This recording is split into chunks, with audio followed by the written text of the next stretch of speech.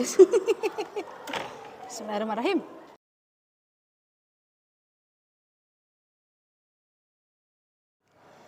Assalamualaikum warahmatullahi wabarakatuh. Yang terhormat dosen penguji ujian kinerja PPG dalam jabatan kategori 2 di Universitas Negeri Malang. Perkenalkan, saya Yumrotu Solikah. Saya merupakan mahasiswa kelas Sosiologi 001. Pada hari ini, Selasa 13 Desember 2022, saya melaksanakan ujian kinerja di SMA Islam Modo. Dan berikut merupakan video yang saya lakukan. Selamat menyaksikan. Selamat pagi.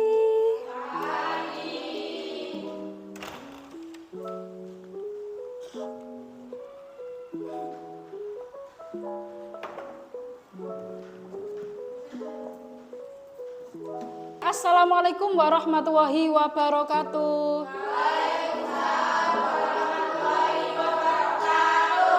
Baik, sebelum kita memulai pelajaran pagi hari ini, marilah kita baca doa terlebih dahulu. Berdoa dipimpin oleh Tasya Adelia, silahkan. Duduk siap, berdoa dimulai.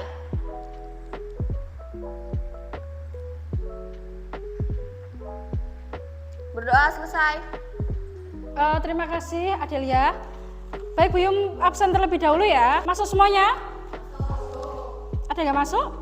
Ada. Bu Yum tadi tanya, masuk semuanya? Masuk. Ada nggak masuk? Ada. Nah, yang benar mana ini? Rian? Nggak ada. Sabila Rosyad? Adelia? Alia Sapira? Loviana? Amelia Esti? Alia Mufida? Nadia? Salma Kurnia? Sinta Nabila? Sriwantiko? Tasya? Hadir semuanya ya? Nah, ya. Kecuali tadi yang disebutkan tidak hadir. Bagaimana kabarnya pada pagi hari ini? Baik? Baiknya kok lemes banget. Baik apa baik? Baik. Alhamdulillah ya, di musim yang serba tidak menentu ini, kita masih diberi kesehatan oleh Allah Subhanahu wa Ta'ala. Nah, seperti itu. Baik anak-anak, cek kebersihan. Apakah ada sampah di sebelah kanan kiri kalian? Ada? Tidak ada. Piketnya siapa hari ini? Sela, ya. Baik sekali Sela ya. Sudah dibersihkan pagi-pagi. Berangkat jam berapa tadi pagi? Jam 6. Percaya, Bu Yum percaya. Hari ini kita akan membahas materi kemiskinan. Kalau kemiskinan kemarin kita bahas tentang masalah sosial ya. Baik, siapa yang masih ingat tentang masalah sosial angkat tangan? Wantiko juga angkat tangan. Sela dulu ya. Sela, silakan dijelaskan masalah sosial itu apa? Silakan. Masalah sosial adalah masalah hubungan sosial yang menantang masyarakat itu sendiri atau menciptakan hambatan atas kepuasan banyak orang. Terima kasih Sela. Dijelaskan oleh Sela, masalah sosial itu adalah masalah masyarakat yang menantang tentang hubungan kepuasan banyak orang. Masalah sosial ini nanti banyak banget yang kemarin Bu Im jelaskan. Salah satunya itu ada kemiskinan, kemudian ada kriminalitas, ada kesenjangan sosial dalam masyarakat, itu yang terjadi pada masyarakat kita. Jadi nanti masalah sosial ini tidak jauh-jauh kita belajarnya. Tentang lingkungan kita saja itu sudah kita temukan banyak sekali tentang masalah sosial. Salah satunya yaitu kemiskinan. Nah, seperti itu. Kira-kira kemiskinan di masyarakat itu ada apa tidak? Ada, entah secara terlihat atau tidak. Sebenarnya itu memang sudah dari dulu itu ada, bahkan pada tahun-tahun ini bertambah. Dengan adanya apa kok bisa tahu kemiskinan itu bertambah? Dengan adanya yang menerima bantuan, ya enggak? Kira-kira yang menerima bantuan ada PKH, ada BBM, ada sembako, itu banyak apa sedikit? Banyak, hampir rata ya. Itu nanti dikategorikan kemiskinan tapi ada pembagiannya. Nanti ada 3 kemiskinan, ada kultural, ada natural, sama ada struktural. Itu namanya kemiskinan. Bu Yum akan menampilkan sebuah video tentang kemiskinan. Nanti silakan dilihat dengan sesama. Kemudian nanti dianalisis, ada pertanyaan silakan dijawab.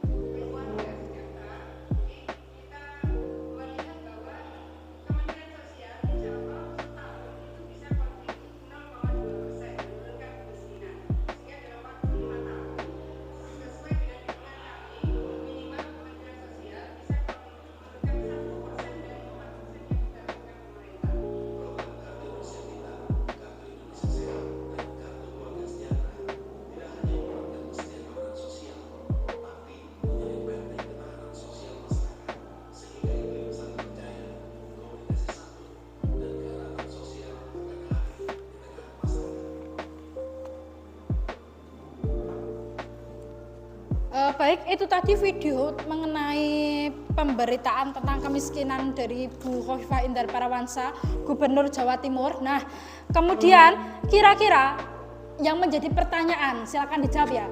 Apakah kemiskinan itu menjadi masalah yang mengancam masyarakat? Iya. Iya. Kalau iya, siapa mau menjawab? Silakan angkat tangan.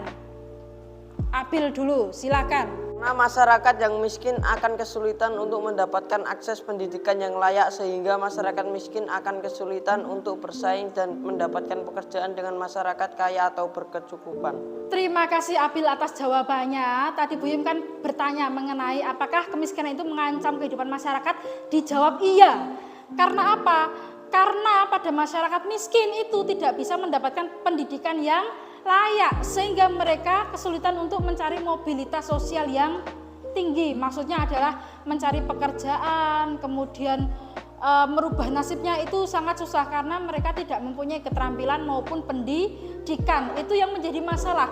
Selain itu ternyata ada masalah lagi, yaitu satu mengenai kesehatan. Kenapa kok orang miskin itu lebih gampang sakit atau kesehatannya itu cepat menurun ya? Seperti itu. Siapa yang bisa memberikan penjelasan? Wantiko dulu, silakan Wantiko. Karena kesusahan mendapatkan pekerjaan sehingga tidak bisa mencukupi kebutuhan pokok, sehingga dari sini nantinya akan muncul penyakit, misalkan orang yang sering lapar akan terkena penyakit mah. Terima kasih Wantiko. Wantiko menjelaskan bahwa orang yang miskin itu karena dia sulit mendapatkan pekerjaan, maka sulit untuk memenuhi kebutuhan pokoknya ya. Kebutuhan pokok manusia kan ada sandang, pangan, papan katanya ya. Tapi saat ini kan kebutuhan pokok manusia ini banyak, tapi pada umumnya kebutuhan yang sangat dibutuhkan mendesak itu adalah kebutuhan pakan. Sehingga ketika kebutuhan pakan ini tidak terpenuhi, ketika mereka tidak makan, apa yang terjadi? Sakit perut. Sakit perut karena apa? Karena belum terisi apapun. Kemudian ketika sakit perut, diagnosa utama apa? Penyakit mah. Kemudian meningkat lagi lambung itu mah. Kemudian meningkat lagi menjadi liver sampai kepada kematian. Atau jangan-jangan nanti kena bungsu lapar yang anak-anak kecil. Wah, ternyata banyak banget nih penyakit di sekitar kita. Apalagi orang miskin yang hidup di bantaran sungai, itu Masya Allah. Penyakitnya lebih bermacam-macam lagi ya, karena selain dia hidupnya kurang layak, makanannya juga tidak ada. Nah, sehingga itu bisa menyebabkan penyakit. Dari cuplikan video, kemudian pertanyaan yang dijawab oleh Abil, dijawab oleh Wantiko lagi. Jadi tujuan pembelajaran pada pagi hari ini, kita bisa mengklasifikasikan bentuk-bentuk kemiskinan yang ada di masyarakat. Setelah bisa mengklasifikasikan, kita bisa menganalisis faktor penyebab kemiskinan. Ternyata kemiskinan itu juga mempunyai faktor penyebabnya. Ada banyak banget nanti. Kemudian yang ketiga ada menyimpulkan hasil diskusi. Nanti pembelajarannya adalah kalian berkumpul sesuai kelompok, kemudian kalian berdiskusi, kemudian kalian mempresentasikan atau menyajikan hasil diskusi tadi di depan kelas kalian masing-masing, di depan teman kalian masing-masing. mempelajari tentang kemiskinan, ini nanti banyak banget manfaatnya. Kita bisa menganalisis kemiskinan-kemiskinan yang ada di desa kita, ada apa saja sih? Apakah itu termasuk golongan kemiskinan natural atau kultural atau struktural atau kemiskinan apa lagi? Kemudian faktor yang menjadi penyebab kemiskinan orang itu apa? Nanti kita bisa lihat di desa kita masing-masing. Nah, motivasinya untuk pagi hari ini ketika kita belajar kemiskinan, tentu kita tidak mau ya hidup miskin ya. Tidak mau? Mau apa enggak? Tidak. Nah, kemiskinan itu sebenarnya bisa diberantas, salah satunya adalah melalui pendidikan, ya enggak? Ya, pendidikan itu salah satu modal untuk mencapai kehidupan yang layak di masyarakat. Pengen jadi guru harus sekolah ya, pengen jadi dokter harus sekolah dulu ya, pengen jadi polisi sekolah juga ya. Pendidikan itu adalah sebuah jembatan untuk menuju kehidupan yang layak. Jadi tetap semangat menimba ilmu meskipun hujan, semangat menimba ilmu meskipun tidak dapat uang saku dari ibu, nggak apa-apa. Ya, nggak jajan itu nggak bakal mati. Yang bakal mati itu tidak makan 1 bulan itu mati ya. Tapi untuk mencapai ilmu ini harus memang mempunyai tantangan, harus ada tantangan. Kalau nggak ada tantangan itu nggak hidup, wis biasa saja. Kalau punya tantangan itu kita harus lebih survive, ya nggak? Ada yang nggak punya masalah? Nggak ada ya? Baik, Bu Im akan membagikan LKPD yang nantinya akan kalian kerjakan ya.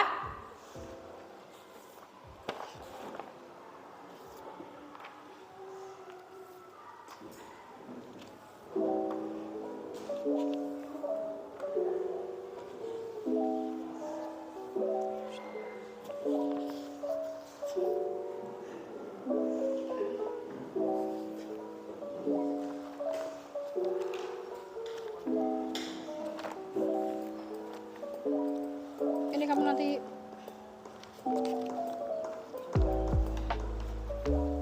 Itu ada 2 ini.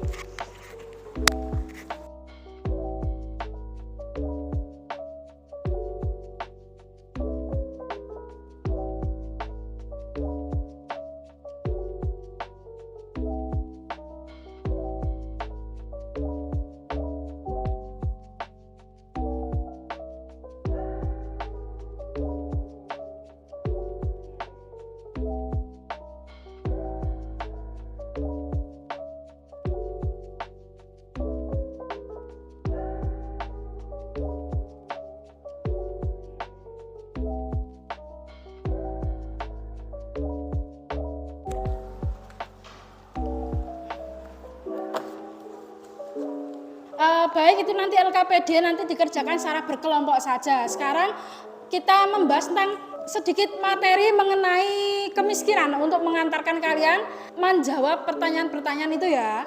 Kemiskinan sebagai masalah sosial, Bu Im baca terlebih dahulu. Secara sosiologis, masalah kemiskinan itu timbul sebagai akibat adanya lembaga kemasyarakatan di bidang ekonomi yang tidak berfungsi dengan baik. Nah, ada kata kuncinya ini, bidang ekonomi yang tidak berfungsi dengan baik. Kemudian menurut Gilin dan Gilin, kemiskinan adalah, coba dibaca Maratus Sofia. Kemiskinan adalah kondisi ketika seseorang tidak dapat mempertahankan skala hidup yang cukup tinggi untuk memberikan efisiensi fisik dan mental untuk kemungkinan dia dan keluarganya menjalankan fungsi sebagaimana mestinya sesuai dengan standar masyarakatnya, baik karena pendapatan yang tidak memadai atau pengeluaran yang tidak bijaksana.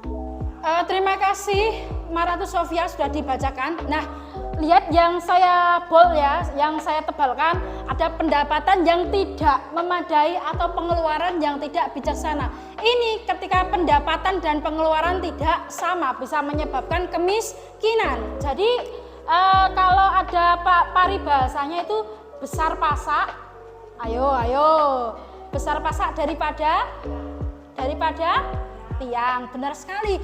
Ketika pendapatan itu sedikit ternyata pengeluaran banyak, itu bisa menjadi faktor kemiskinan. Nah, seperti itu.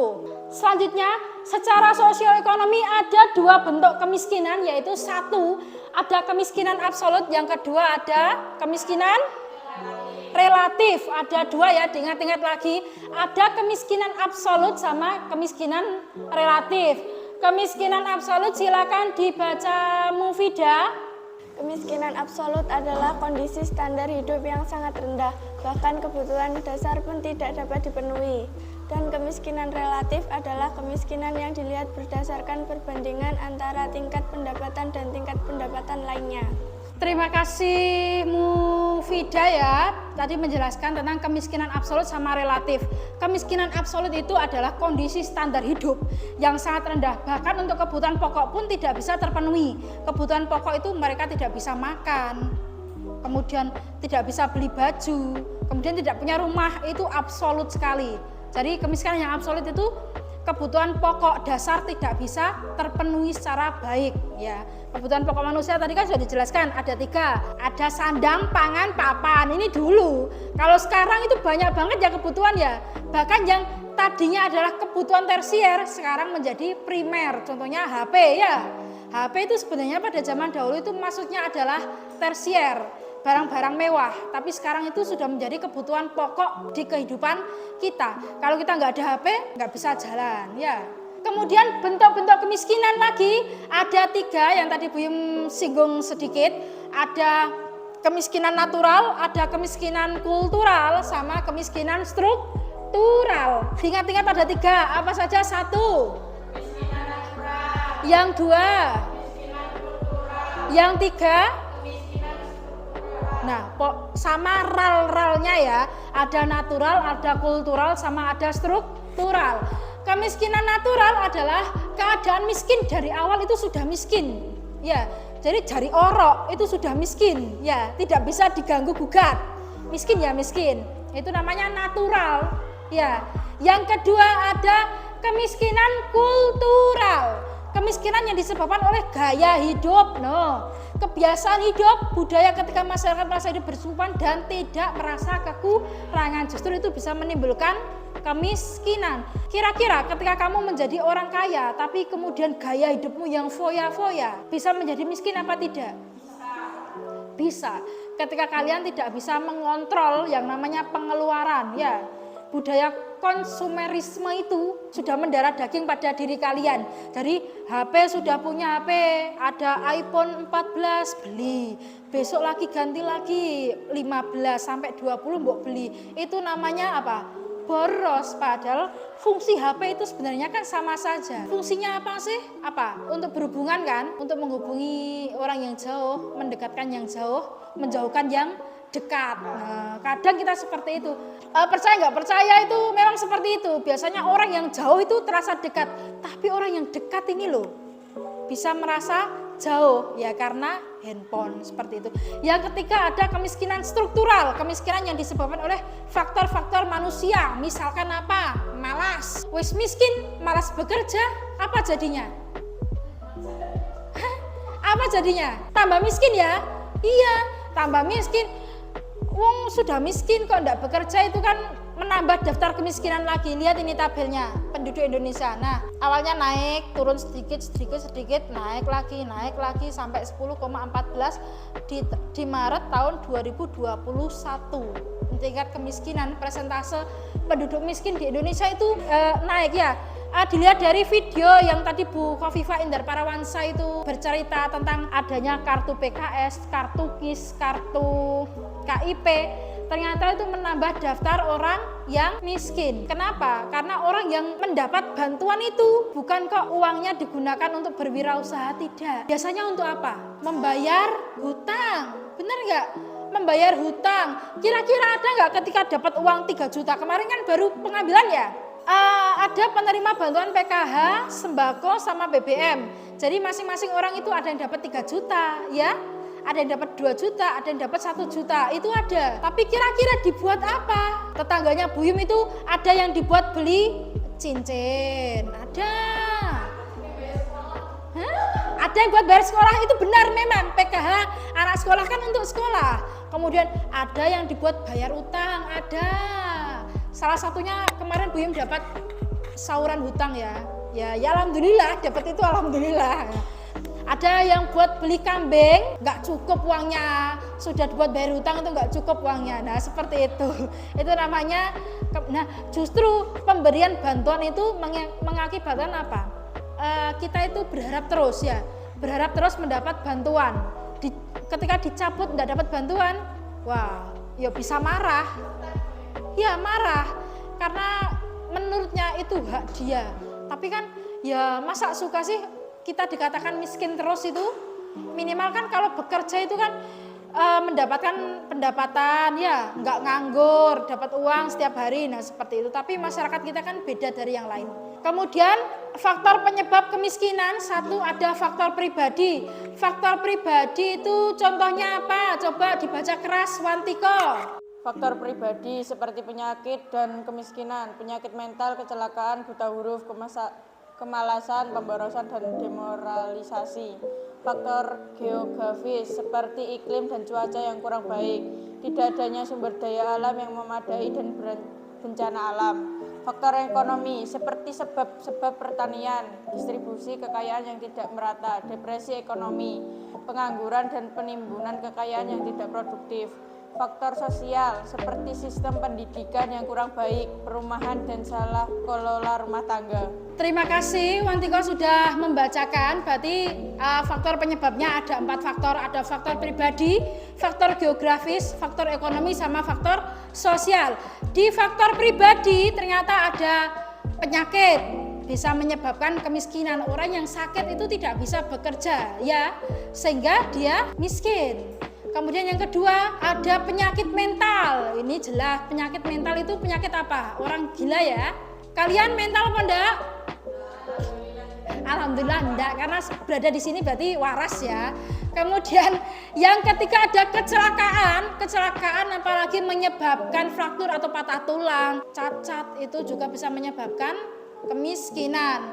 Ada buta huruf, kemalasan, pemborosan, dan demoralisasi atau turunnya moral. Kemudian yang kedua ada faktor geografis, iklim cuaca yang kurang baik, tidak ada sumber daya alam yang memadai, dan bencana alam. Justru ini adalah faktor yang tidak bisa ditebak karena tiba-tiba saja. Misalkan yang di Cianjur kemarin, orang sekaya apapun ketika kena gempa, rumahnya habis, mobilnya hancur, kira-kira apa yang terjadi? Miskin. Nah, itu cara Allah membalikan dengan mudah. Katanya roda itu berputar ya, tapi ini bukan lagi berputar, tapi maklek gitu. Ya, maklek gitu apa sih? Ya karena apa?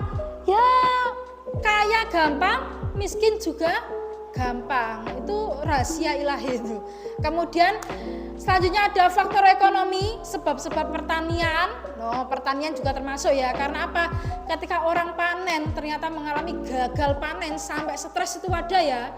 Yang kemarin terjadi ketika panen melon yang hampir panen, kemudian banjir, ya itu sampai stres. Ya, ada orangnya seperti itu. Kemudian kemarin lagi yang di daerah Kediri itu telur ayam yang harganya anjlok, kemudian dibuangi semuanya itu. Nah itu juga bisa menyebabkan kemiskinan, tapi tidak paham. Mending ya telurnya laku daripada dibuang seperti itu, kan mubazir. Jadi kita tidak dapat pemasukan. Kemudian yang keempat ada faktor sosial, yaitu seperti pendidikan yang kurang baik, perumahan dan salah kelola rumah tangga. Berikut tadi merupakan bentuk-bentuk kemiskinan dan faktor penyebab kemiskinan. Kemudian sekarang anak-anak silakan duduk sesuai kelompoknya masing-masing. Yang kemarin sudah kita tentukan bersama-sama ya. Sudah sesuai kelompok ya, ini ya, tinggal memutar bangkunya, silakan. Ayo. Semakin cepat semakin baik ya.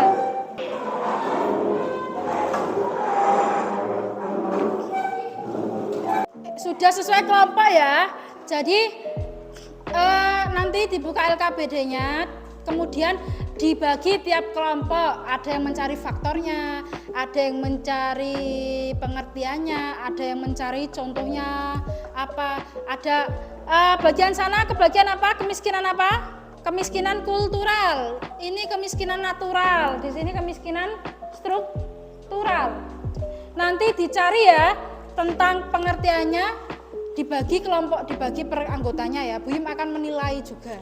Silakan mulai dari sekarang. Untuk bacaannya silakan dibaca lewat buku paket atau bisa HP. Silakan.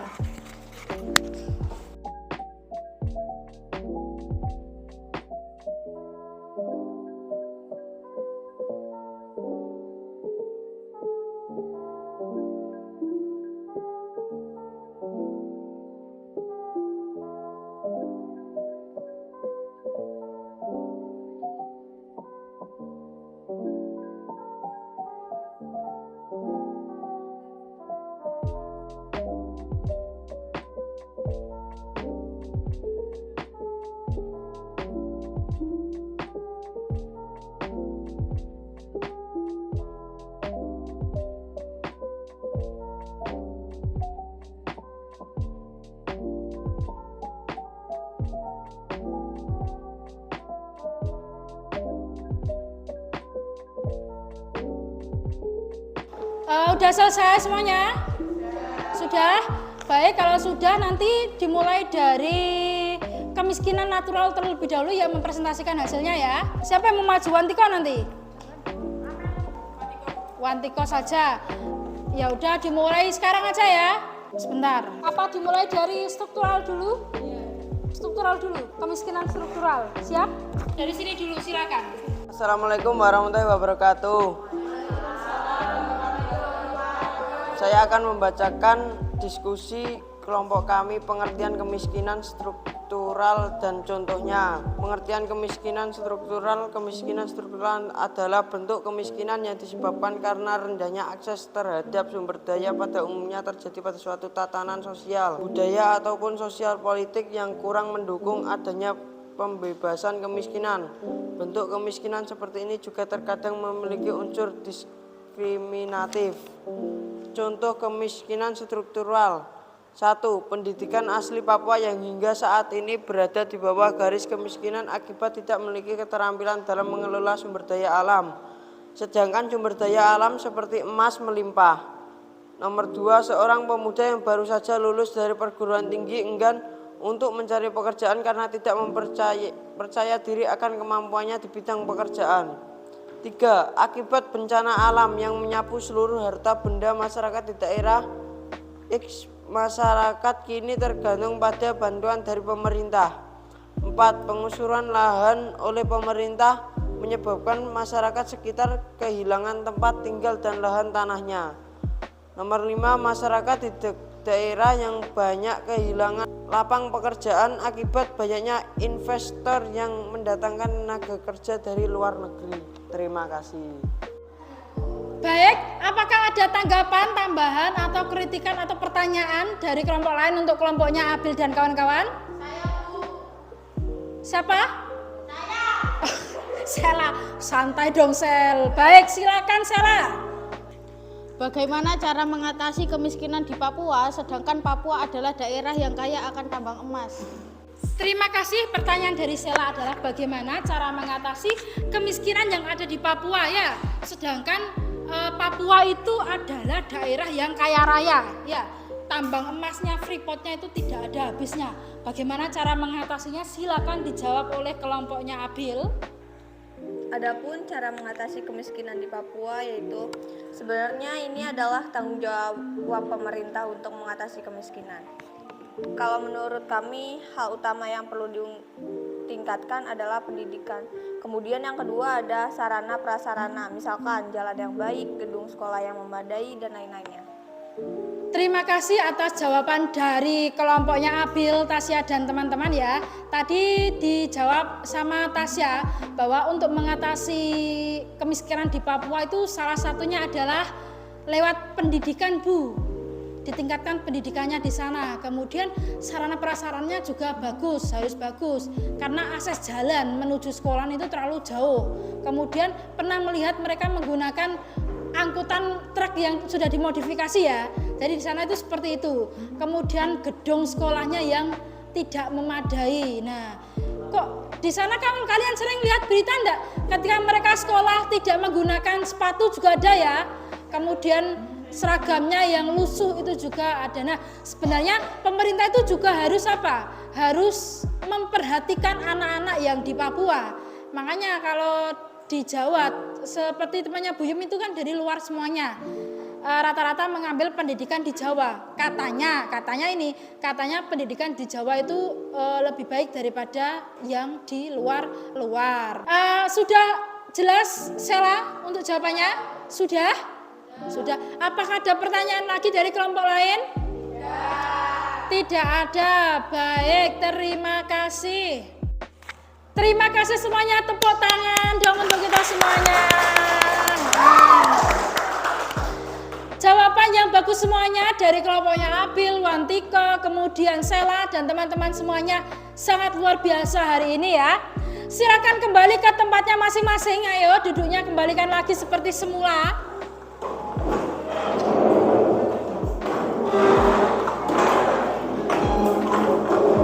Baik, setelah kita melakukan pembelajaran, kita sudah tahu bahwa bentuk-bentuk kemiskinan itu ada 3 ya. Ada natural, ada kultural, sama ada struktural. Tentunya di masyarakat kita juga tidak asing. Nanti silakan dianalisis di masyarakat itu kira-kira yang mana sih bentuknya. Nah seperti itu. Kemudian faktor penyebabnya juga ada 4 tadi. Ada faktor pribadi. Kemudian yang kedua ada geografis. Yang ketiga ada ekonomi sama ya, betul. Baik, silakan dibuka LKPD-nya yang Bu Yum berikan tadi. Silakan dijawab mulai dari sekarang. Individu ya.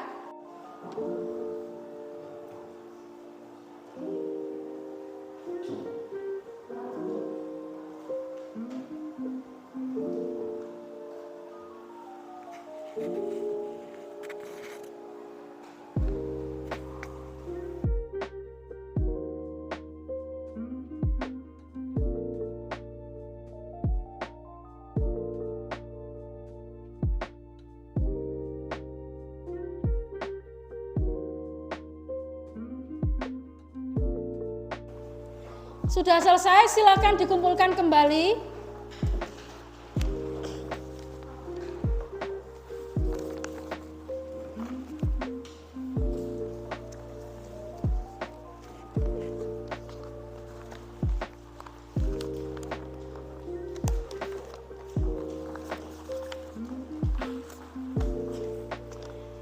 Terima kasih ya, nanti hasilnya saya umumkan juga di grup.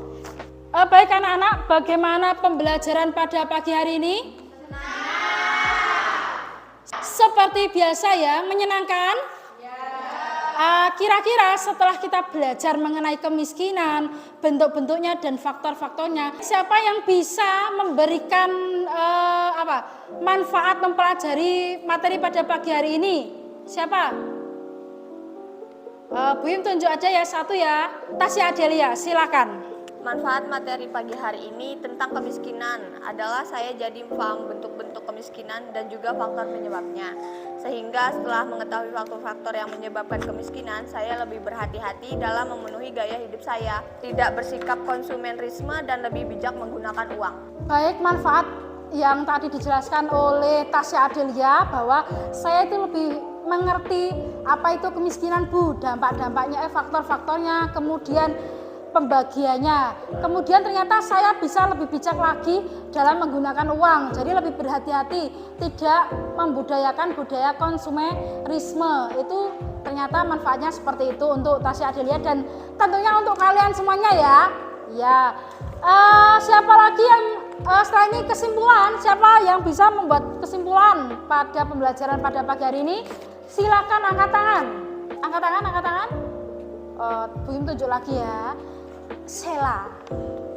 Silakan Sela. Kemiskinan adalah masalah yang terjadi di masyarakat. Bentuk kemiskinan secara sosioekonomi ada 3, yaitu natural, kultural, dan struktural. Faktor-faktor penyebab kemiskinan ada 4, yaitu faktor pribadi seperti penyakit dan kemiskinan, penyakit mental, kecelakaan, buta huruf, kemalasan, pemborosan, dan demoralisasi. Faktor geografi seperti iklim dan cuaca yang kurang baik, tidak adanya sumber daya alam yang memadai dan bencana alam. Faktor ekonomi seperti sebab-sebab pertanian, distribusi kekayaan yang tidak merata, depresi ekonomi, pengangguran, dan penimbunan kekayaan yang tidak produktif. faktor sosial seperti sistem pendidikan yang kurang baik, perumahan, dan salah kelola rumah tangga. Sela sudah membacakan kesimpulan pada pagi hari ini. Ternyata saya bisa memastikan Sela dan teman-teman itu sudah paham tentang kemiskinan. Kita ulang kembali, apa itu tadi, bentuk-bentuk kemiskinan ada berapa? Ada? Satu, ada kemiskinan natural. Yang kedua, kultural. Yang ketiga, ada kemiskinan struktural. Kemudian faktor penyebabnya ada berapa? Yang pertama ada faktor, yang kedua ada, yang ketiga, yang keempat ada faktor sosial. Benar sekali. Baik, terima kasih atas partisipasinya pada pagi hari ini, atas keaktifannya anak-anak pada pagi hari ini juga. Semoga tidak pernah bosan dengan pelajaran sosiologi ya. Ya? Sampai bertemu minggu depan. Minggu depan kita tentunya lebih ceria lagi ya. Iya, terima kasih semuanya. Selamat pagi. Assalamualaikum warahmatullahi wabarakatuh. Waalaikumsalam warahmatullahi wabarakatuh. Silakan keluar.